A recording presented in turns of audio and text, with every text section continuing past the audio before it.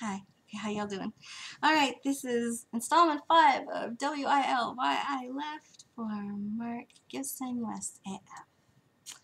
All right, so we had left when the last one I left, I talked about that I then knew that I could call myself Christian, not comfortably, but I knew that's what it was. And saying it under my breath, and oh my gosh, not that, and total embarrassment. Because why? Because that was everything embarrassing about any kind of faith to me, because well, I talked to you about, like, the discomfort that I had felt, and all the different theology that was so patently offensive to me.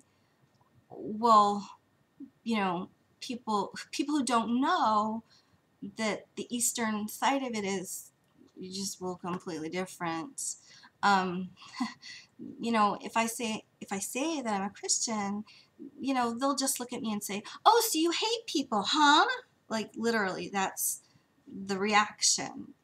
Which that's crestfallen, right? I mean, yeah. It's not supposed to be that way, and it's supposed to be the opposite, that you love all people.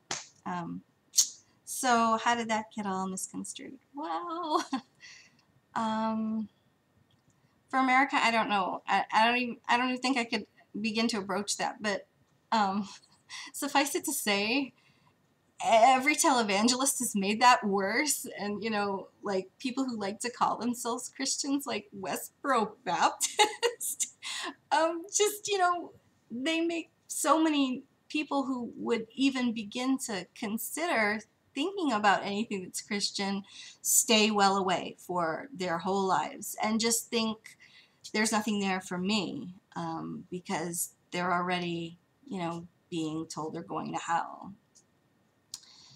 So, left with that, what am I going to do? For, pardon me, 18 plus years, I had lived every single day as a Baha'i, saying the prayers that I would say as a Baha'i, giving people the greetings I would give as a Baha'i. There's no alcohol, so not drinking. Of course, yes, there were times that I did bust that. And I've talked about them, so I don't mind talking about them in public, whatever. Yeah. But everything about everything that I did all day when I wasn't working or taking care of my kids or what have you, was always, seen through that Baha'i lens and lived that way. All the decisions that I would make. There was a book, oh God, I had so many books. I mean, like an entire bookcase. And now all I have is like one small milk crate full of Baha'i books, because I just gave everything back to different communities that I thought would really benefit from them. So, and I even had an artifact that I got to give back, to someone who was cataloging artifacts. So that was really nice to be able to pass that to that person. Yeah, what was I going to do? How was I going to, live my day or whatever? And what did all this mean? Or blah, blah, blah. Because I'm used to, the prayer cycle of a Baha'i. And, when you have a prayer book that you've been using for so many years, and you've memorized those prayers, and you've sung those prayers, and you've made your own tunes to some of the songs that you would teach your family, I'm saying I did that, that it's a pretty big jump and shift and switch and roller coaster ride to disengage everything. And especially when, you're completely not comfortable or even ready to begin to broach trying to understand anything that's going on, in this new faith. Having them both together at the same time, it posed a definite pull. That's the way I could say, right? So I I couldn't comfortably say the prayers anymore. I had stopped saying my obligatory, you know, and that was huge because every day at noon,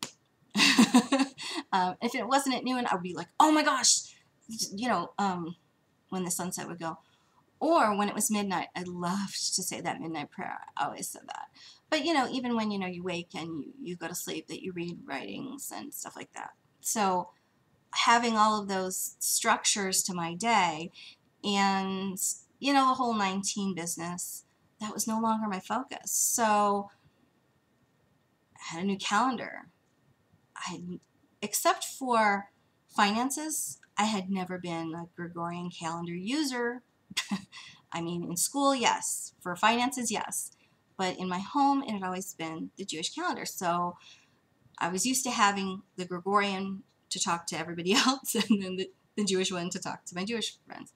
Now, I had a Gregorian calendar, and it was the one that I used. This was brand new to me. You know, and finally the year that I was actually writing was the year, instead of, you know, like when you write the Jewish year, it's like 5,000, 6,000, whatever you call it. So, and as a Baha'i, of course, it was the hundreds, right? So just even having a different calendar, changing my day. There are certain, you know, like greetings, let's say, for instance, that, you know, I had always given as a Baha'i and received them. I remember when I told someone, I'm sorry, I can no longer greet you that way. I can no longer say, you know, those words that way, because I'm not a Baha'i. That she looked at me with confusion because she couldn't understand, you know, why something so beautiful, that was always such a positive exchange, would be something that I couldn't say that I could do any longer, especially since it's not offensive or anything. It's a beautiful description, you know, God is all glorious, or glory, you know, that kind of thing. Why was that no longer how I could greet someone? Because that means that, you know, I believe in Baha'u'llah and blah, blah, blah. So just even in my own mind, you know, when I would give an exclamation of, you know, a praise of God, it was no longer in Arabic. It was no longer what those words meant to me, and certainly not the same way. So all of those kinds of things sort of slowly wound down, and it was incredibly advantageous that I had found, you know, John Hut Driller Channel, and then, you know, made friends with Yusuf, because otherwise, it had been my intention to continue trying to figure all this out myself, you know, studying the faith until, and I decided that this was what I had wanted to do, until, you know, Nowruz of the following year, so that I could say, yes, I meditated on it, and until the 19th year, that was the day. So it was exactly 19 years. I didn't make it that long because it was too distasteful to have that connection continued. So I think it had also been my intention to not have anything to do with any religious group of any kind. Because, you know, I felt, I don't want to say burned, but maybe out of place. That I had no idea now where I could possibly look to begin to consider any kind of spiritual connection. And worse so, what about my kids? Well, luckily my kids are teenagers, except for the toddlers. So, you know how like teenagers kind of go through a thing where they're like, we don't really want to have anything to do with any youth groupie stuff. Okay. So it was like perfect timing, because, and one of them's an atheist and one of them's an agnostic. So it was like, oh, thank goodness, I don't have to worry about them. That's awesome. Because they can still go see their friends, but they weren't wanting to go do that anyway. And they had already, you know, decided what their spiritual thing was anyhow, even though I had raised mine all that time. And I had actually been their teacher for many years too.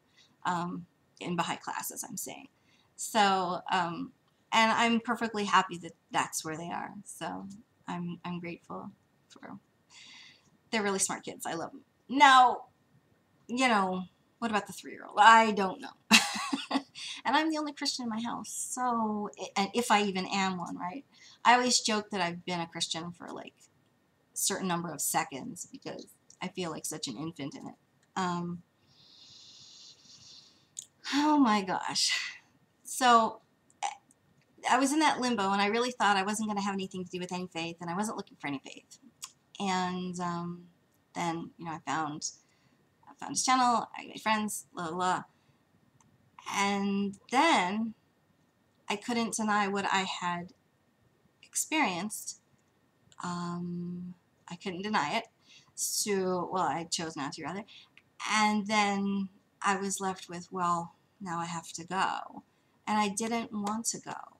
And I'm not saying that I fought with him, but I was incredibly scared. And I would tell him, you know, how scared I was and why. And the one thing I remember him saying was, it's not like the world in there. You know, what you experience in there is not like the world. It's not the world. So whatever it is that you think, you know, you're going to experience, like maybe from other churches that you've gone to, or whatever, that's not what you're going to get there, because that's not what's there. So that's what I experienced when I went there.